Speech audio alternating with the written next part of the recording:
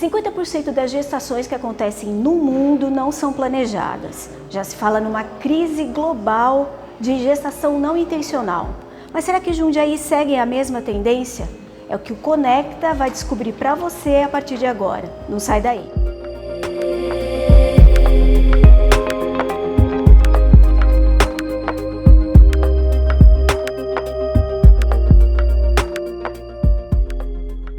Mais de 60% das pacientes que já tinham dado nas puérperas, elas alegavam que não tinham planejado essa gestação.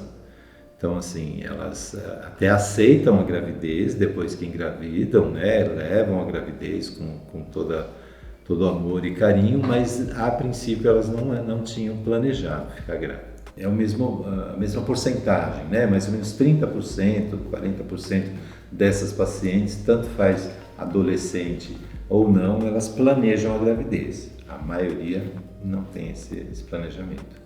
Então, o risco é você ter algumas doenças de base que não são diagnosticadas ou já tem o diagnóstico. A gente ressalta bastante diabetes, hipertensão, doenças lúpus, essas doenças, elas levam a complicações na gestação. Então, se ela engravida sem planejar, provavelmente essa doença não vai estar bem compensada.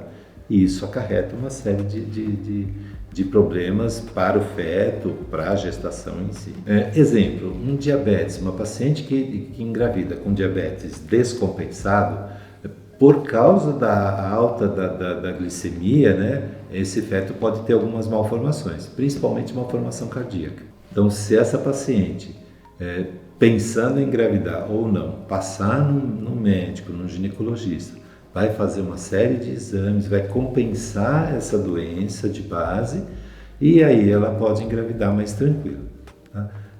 Exames infecciosos, por exemplo, tem doenças que alteram. A sífilis é uma doença de alta prevalência, né, no nosso meio aqui. E se ela engravidar com sífilis, ela pode levar a abortamento ou pode levar a malformação do feto. Quando a gente conversa com essas pacientes, elas sabem que existem os métodos, elas sabem que existe preservativo, elas sabem a pílula, elas sabem todos os métodos, né? O acesso ao DIU, elas têm esse acesso. O postinho, as UBSs, né? Eles fornecem preservativos, fornecem pílulas. Mas a gente vê muito uso irregular desses métodos. Tem paciente que toma o anticoncepcional só no dia que tem relação. Então, um pouco de informação ainda falta, né? Mas o acesso elas têm. Não, eu acho que o mais importante é essa avaliação pré-concepcional. Então, a paciente que tem pessoa, né, a mulher que tem uma vida sexual ativa, que usa um método anticoncepcional irregular ou não usa um método anticoncepcional, ou usa um método anticoncepcional que falha muito, né? Então, coito interrompido é um método que falha demais. Então, essas pacientes teriam que ter uma avaliação e pensar na possibilidade da gestação. Tá? Existe uma substância, né, uma vitamina que a gente chama de o ácido fólico, que é importantíssimo na formação do sistema nervoso central do feto.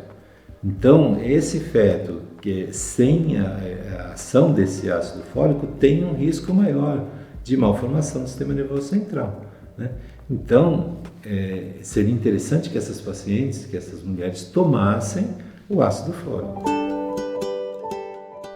Em Jundiaí, considerando os nascidos vivos de mães adolescentes de 10 a 19 anos, em geral foi registrada uma queda de 2018 a 2020 com um aumento de quase 1% no comparativo a 2021, segundo dados do Ministério da Saúde. Por esses corredores, muitas entram meninas e saem mães. Uma história que se repete quase todos os dias aqui no Hospital Universitário, como a história vivida pela Micaela Ferreira dos Santos, de 16 anos. Quando você recebeu a notícia de que você estava grávida, como é que foi para você? Então, eu já suspeitava, né? Só que aí eu procurei fazer o teste, fiz. Só que como era dos testes de fita, eu não coloquei muito naquilo. Só que aí eu até fiquei esperta também, mas aí eu fiquei com um aperto no coração, sabendo o que eu vou fazer agora, né? Fiquei feliz, mas também fiquei triste. Sei lá, eu fiquei sem reação. Eu não tava acreditando, porque eu grávida, né? Depois de 5 anos com a mesma pessoa, eu fui engravidar só agora. Aí, sei lá, eu fiquei sem reação. Você usava pílula? Como é que era? Não usava nada. Nada. Durante esses 5 anos não usava nada? Não. Você não tinha medo de engravidar? Ou você, no fundo, você queria?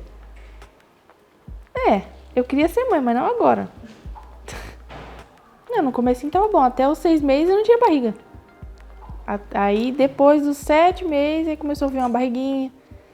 Aí começou essa contração de treinamento aí. Aí eu comecei a passar mal. Ânsia, febre. Aí eu só comecei a passar mal depois que eu vim pra cá, pra São Paulo. Teve algum sentimento que veio assim muito forte durante a gestação? Sobre ele ter alguma coisa. Tipo, alguma doença. Isso sempre foi um aperto muito grande no meu coração. Muito, muito grande. Eu tô feliz. Mas também eu tô tensa, né? Que é uma experiência nova, praticamente. Mas acho que vai dar certo.